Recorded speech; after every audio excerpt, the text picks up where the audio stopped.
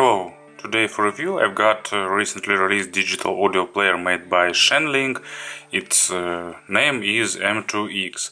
As you can easily understand by the index, it's a sequel to their pretty popular model M2s. Actually, Shanling are not a novice on the portable audio market. They have their own unique approach to the digital audio players. They've created a few really successful models, and probably the biggest their impact on the market of the portable audio is the idea of small and ultra portable DABs.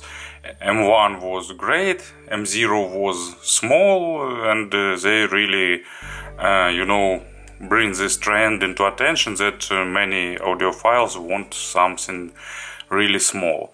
And M2x is next step from their smallest DABs, from step up from M1 and M0.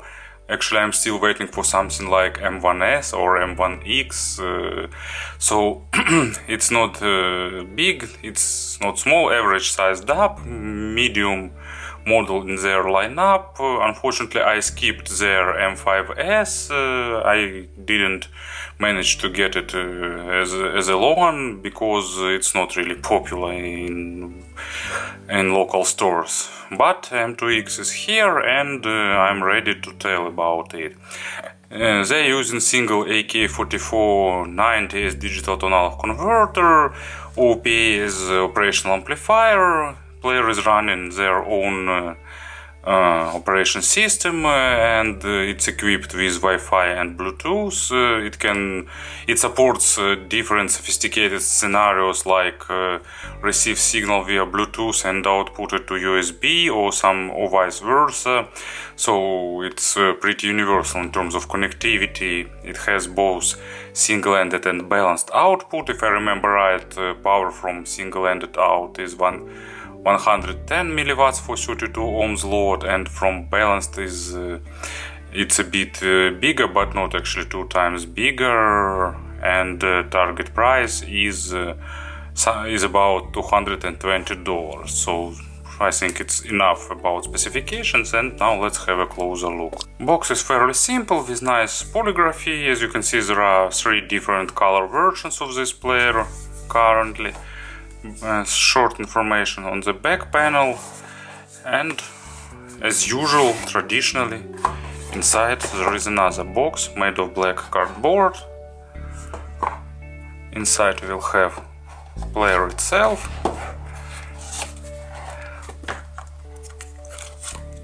warranty card and manual, and USB charging cable.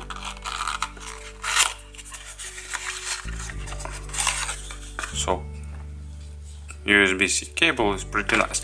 So as you can see, accessory set is very basic, and usually in this price range other manufacturers provide some kind of case, some silicone case or plastic like Hibi, and usually you can expect a screen protector, but not in this case, unfortunately.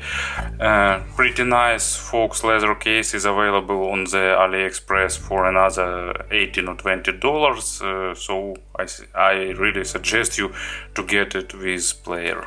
Design and build quality is really stylish. Player made of aluminium, and it looks really gorgeous with all this rounded edges, with semi-rounded screen, with 2.5D effect, with glass covered back panel, glass covered front panel. Definitely Shanling is one of the leaders in terms of design. There are 3 buttons for tracks, navigation and play pause. Volume control, it combined with on-off button as usual. On the bottom there is USB-C slot. It can be used for charging, can be used to connect the external digital tonal converter, to access USB on the go, to use this player as external DAC. So all typical connectivity options are supported, and also single-ended and balanced 2.5mm outputs. And also here is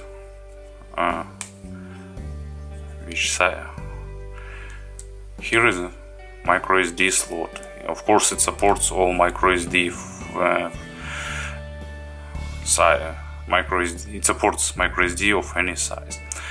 When you turn it on, actually nice interesting idea that high-res is not a sticker, it's located under the screen, under the glass. Of course, it's not the maximum. Here is maximum brightness of the screen. So screen is normal, it's not super resolving, and it's lacking a bit of resolution, and it mainly because of not perfect font smoothing implementation, and it's not the brightest one, but it's on the brighter side, and it's pretty normal screen for the modestly priced digital audio player, I think. Battery lifetime is a bit less than 10 hours from single-ended output and a bit less than 7 hours from balanced output. Full charge took 2 hours and a half.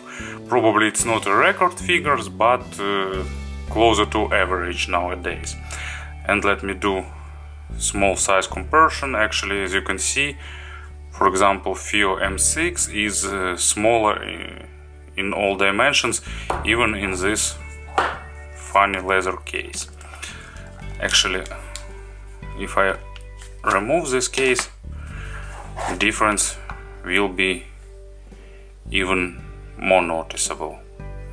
It's smaller in all dimensions. Anyway, in terms of design, it's a really great DAP. It's really pleasant to hold it, to touch it. It's really mature in terms of used materials. Firmware for this player is built by Shanling in-house, and it's not based on Android. You can actually hate Android with all your heart, but unfortunately there is no other options allowing to create full-featured modern firmware, and actually this custom-built firmware in this DAP became probably the biggest issue for it. It's a really modern digital audio player with Bluetooth, with LDAC codec, with aptX, with Wi-Fi, but because it's lacking Android, it's lacking streaming services. Shanling promised to add Tidal here, but definitely there won't be an offline mode. And actually in this version Tidal is not available yet because it's Chinese version. I'm not sure will it be added later, will it be possible to add it later with firmware updates. I suppose so, but anyway, Tidal without offline mode, you know, without offline mode isn't really useful. So as you can see, main screen has a lot of different icons, and actually another issue because of homebrew operation system, it's not native scroll. If you swipe fast, it's okay, so it's like it's working fast. But if you scroll it slowly,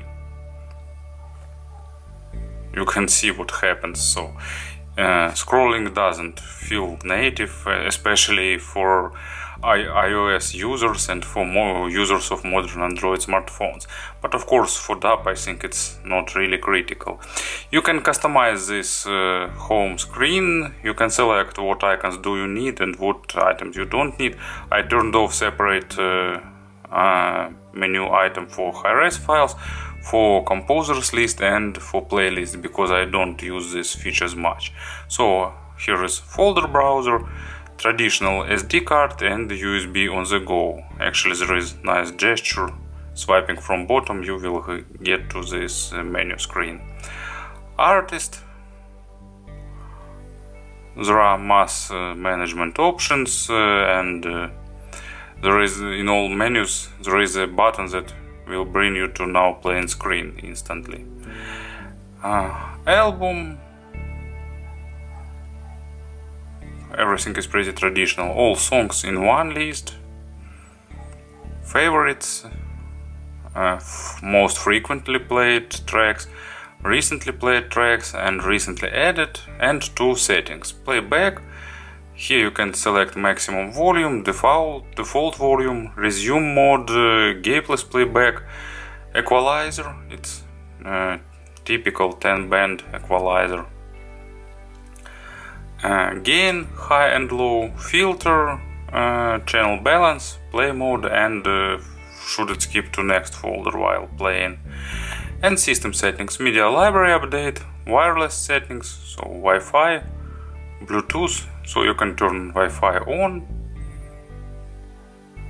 There is DLNA option, AirPlay. After scanning it will show networks nearby. Same for Bluetooth, you turn it on, can select quality, can search devices, can connect to them. So we've seen all that before many times. Wi-Fi file transfer, of course you need to turn Wi-Fi on. Actually, let's try to do it.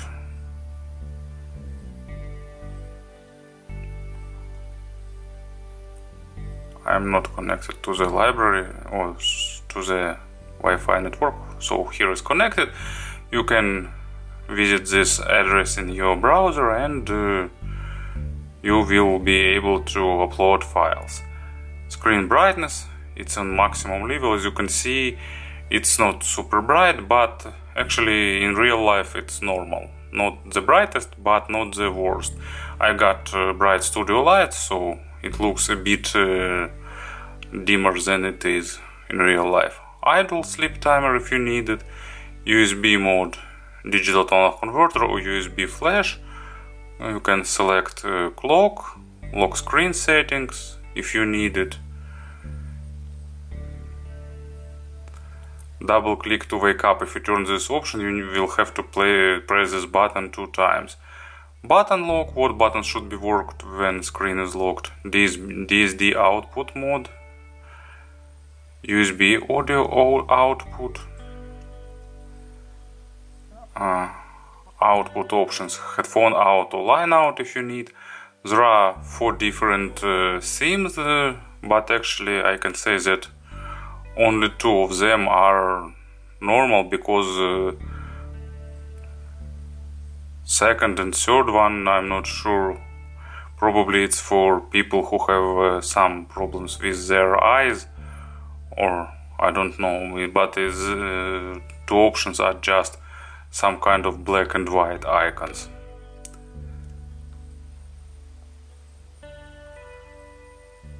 Enlarged album art display, language, a lot of languages are present here. About, factory settings and system update. Of course it could be updated via the Wi-Fi. Also there is traditional menu with settings, and here is now playing screen with album art and navigation buttons. Tapping on the screen you can add it to playlist, delete track, and actually change playback settings.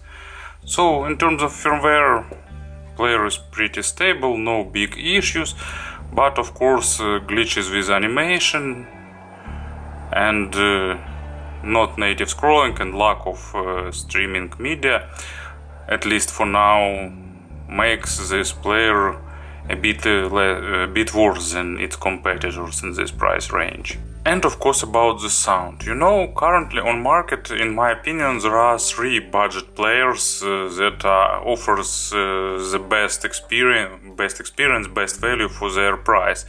It's FIO M6, Hidis AP80 and Hibi R3. And this player fits somewhere in this price range also, because it offers probably about the same level of sound with slight variations. So let's have in-ear monitors on the table and let's proceed. So it's not neutral, it's definitely a bit colored player with slightly accented probably upper mids. Actually it's not accented by quantity, but it's accented a bit by adding additional crispness there. But let's proceed probably from the low frequencies.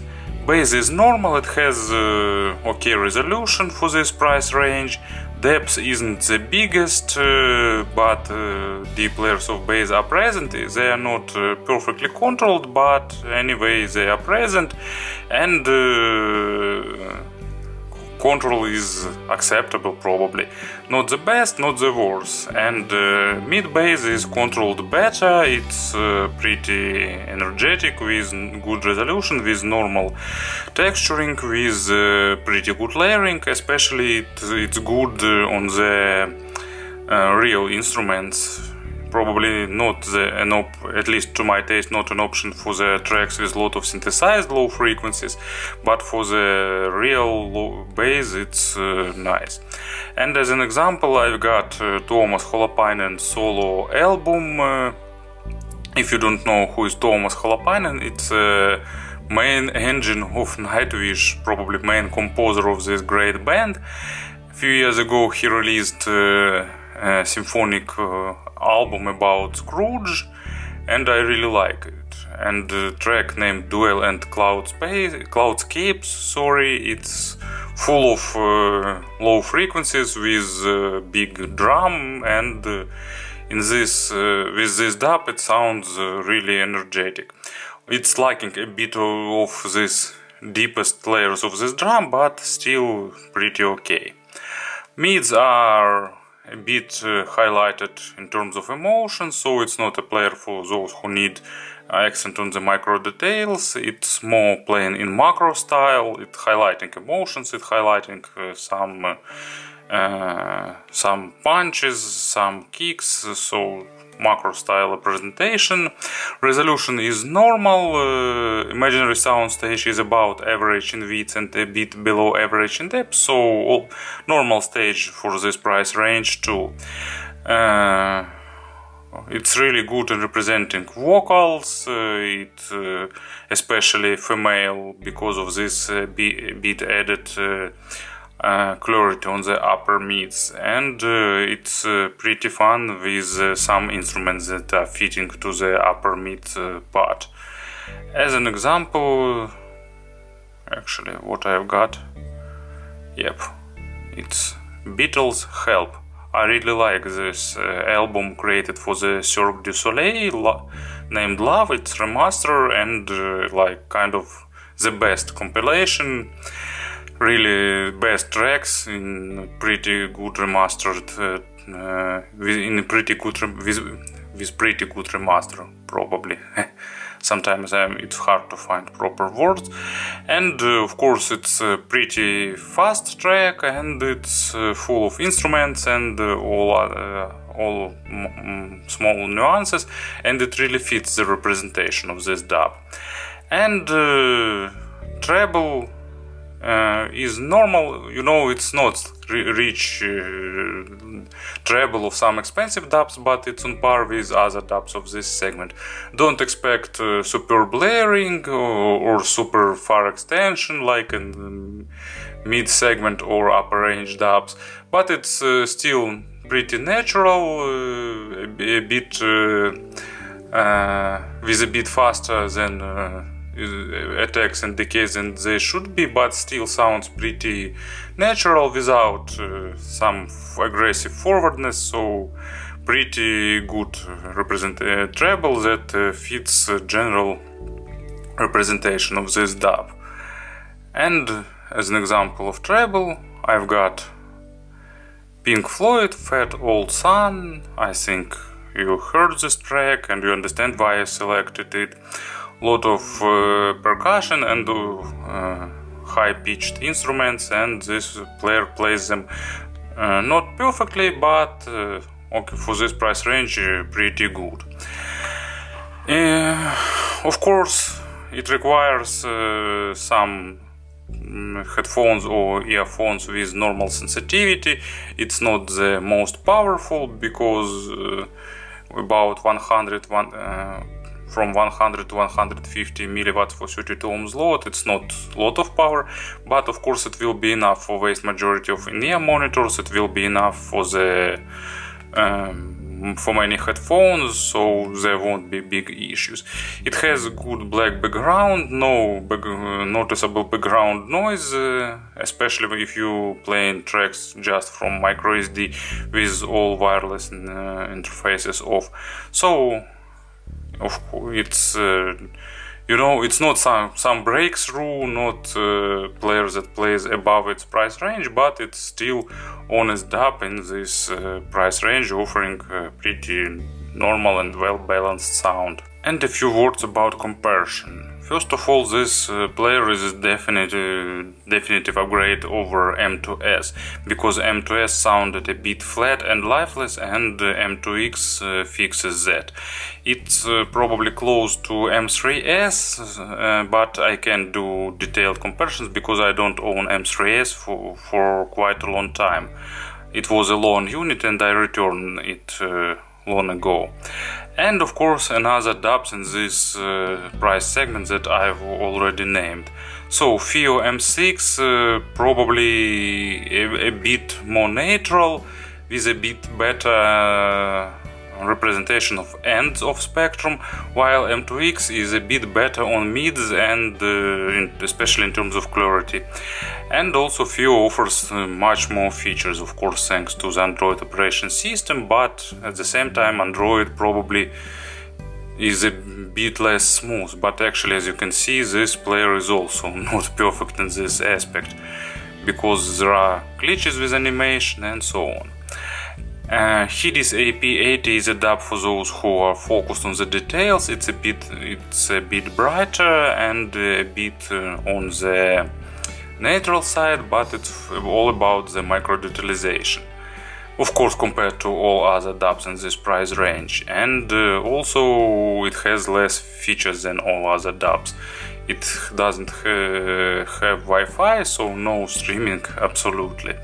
And Hibi R3, it's smaller, it has about the same feature set, but at the same time it's more weighty, and for those who like a bit darker and more weighty representation. So to summarize everything, M2x is not flawless, not perfect, but pretty solid DAB in this price range. So if you're looking for something with really good design, it's definitely an interesting option for you to consider. And once again, I need to add that it's a version of player for the Chinese market. Its release on the global market will be probably somewhere in May, so it will be available in the shops all over the world, but currently you can get it from the AliExpress and some other stores. Thank you for attention.